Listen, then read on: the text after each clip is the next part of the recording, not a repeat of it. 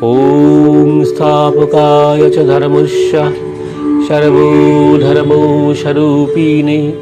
अवतारवरिष्ठाय रामकृष्णाय ते नमो नमः। निरञ्जनं नित्यमनन्तरूपं भक्तानुकम्पा धृतविग्रहं वै ईशावतारं परमेशमिदं तं रामकृष्णं शिरसा नमामः।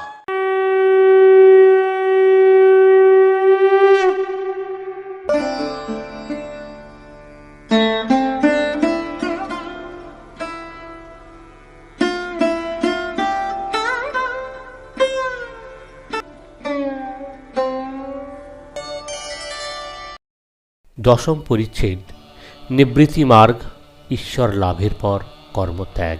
ঈশানকে শিক্ষা উত্তিষ্ঠত জাগ্রত, কর্মযোগ বড় কঠিন। এই বিষয় নিয়ে ঠাকুর কি বলেছেন? ঈশান হাজরার সহিত কালীঘরে গিয়াছেন। ঠাকুর ধ্যান করিতেছিলেন। রাত্রি প্রায় 7টা। ইতিমধ্যেই অধর আসিয়া পড়িয়াছেন। কিয়ৎক্ষণ পরে ঠাকুর মা কালী দর্শন করিতে গিয়াছেন। দর্শন করিয়া পাদপাদ্য হইতে নির্মাল্য লইয়া মস্তকে ধারণ করিলেন। মাকে প্রণাম ও প্রদক্ষিণ করিলেন এবং চামর লইয়া মাকে ব্যজন করলেন। ঠাকুর ভাবে মাতোয়ারা। বাহিরে আসিবার সময় দেখিলেন ঈশান কোষাকুষি লইয়া সন্ধ্যা করিতেছেন। শ্রীরামকৃষ্ণ ঈশানের প্রতি চেয়ে বললেন, কি আপনি সেই এসেছ আর নিক করছ?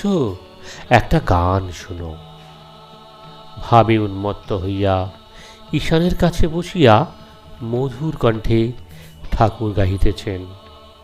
গয়া গঙ্গা প্রভাসাদি কাশী কাঞ্চি কে বাছাই, কালী কালী বলে আমার অজপা যদি ফুরায়। ত্রিসন্ধ্যা যে বলে কালী, পূজা সন্ধ্যা সে কি চায়? সন্ধ্যা তার সন্ধানে ফিরে কবু সন্ধি নাহি পায়। দয়াব্রত দান আদি আর কিছু না মনে লয়। মদনেরই যাগ যজ্ঞ ব্রহ্মময়ীর রাঙা পায়। সন্ধ্যাদি কতদিন? যতদিন না তার পাদপদ্মে ভক্তি হয়। তার নাম করতে করতে চোখের জল যতদিন না পড়ে, আর শরীর রোমাঞ্চ যতদিন না হয়। রামপ্রসাদ বলেন, ভক্তি মুক্তি উভয়ে মাথায় রেখেছি। আমি কালী ব্রহ্ম জেনে মর্ম ধর্মাধর্ম সব ছেড়েছি।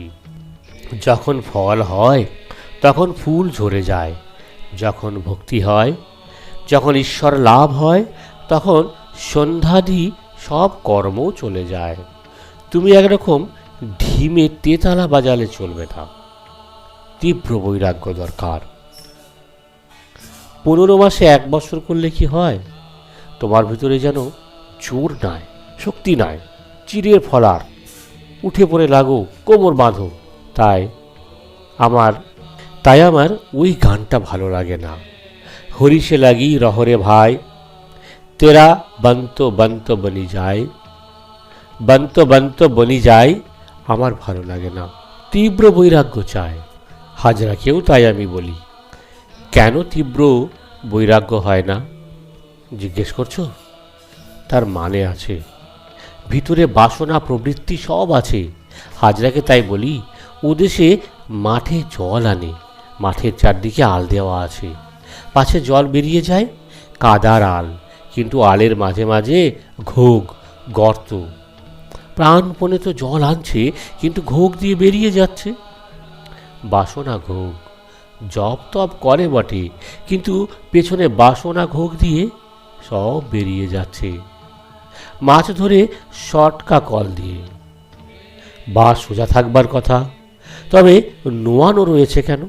মাছ ধরবে বলে।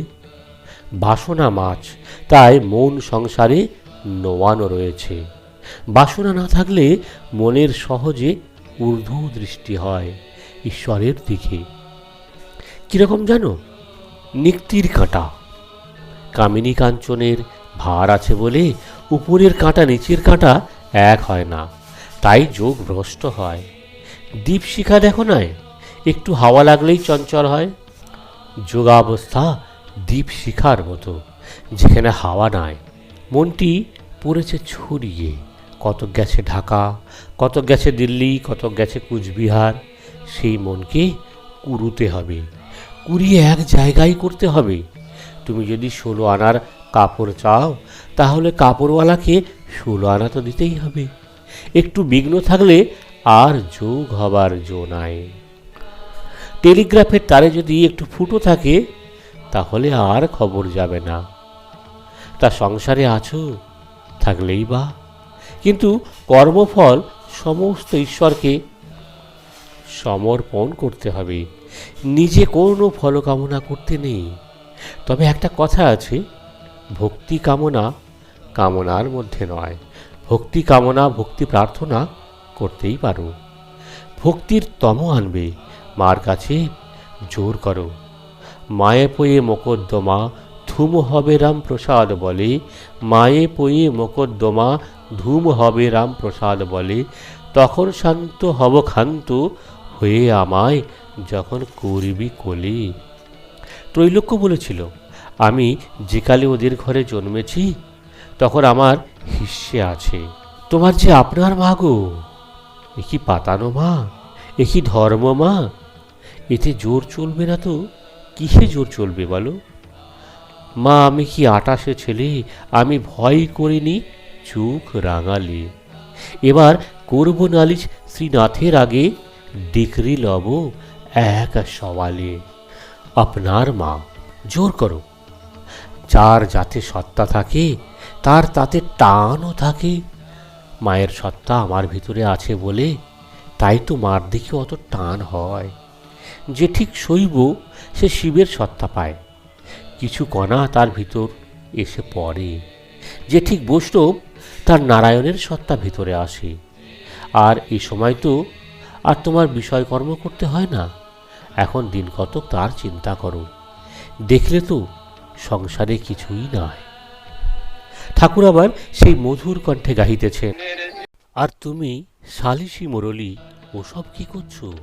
লোকের ঝগড়া বিবাদ মেটাও। তোমাকে সালিসি ধরে শুনতে পাই, ও তো অনেকদিন করে আসছো। যারা করবে এখন করুক, তুমি এখন তাঁর পাদপদ্মে বেশি করে মন দাও। বলে লঙ্কায় রাবণ বলো, বেহুলা কেঁদে অকুল হলো। তা শম্ভুও বলেছিল, বলে হাসপাতাল ডিসপেন্সারি করব।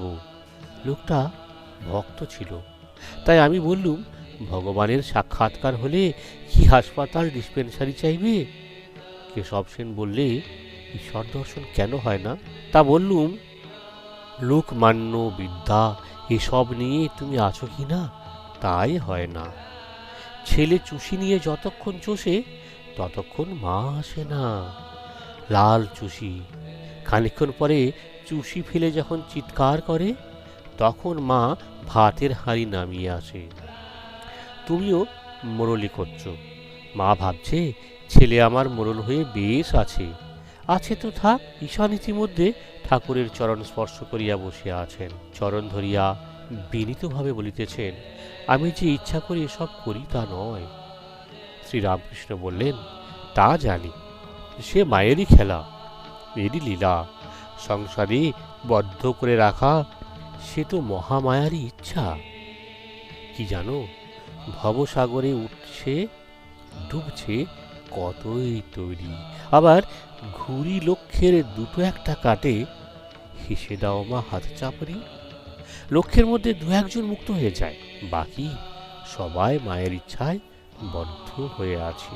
চোর চোর খেলা দেখো নাই, বুড়ি ইচ্ছা যে খেলাটা চলে। সবাই যদি বুড়িকে ছুঁয়ে ফেলে তাহলে আর খেলা চলে না। তাই বুড়ির ইচ্ছা নয় যে সকলে ছুঁয়ে।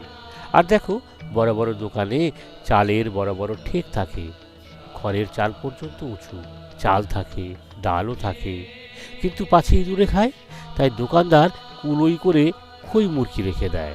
মিষ্ট লাগে আর সোধা গন্ধ, তাই যত ইঁদুর সেই কুলোতে গিয়ে পড়ে, বড় বড় ঠেকের সন্ধান পায় না। জীব কামিনী কাঞ্চনে মুগ্ধ হয়, ঈশ্বরের খবর পায় না।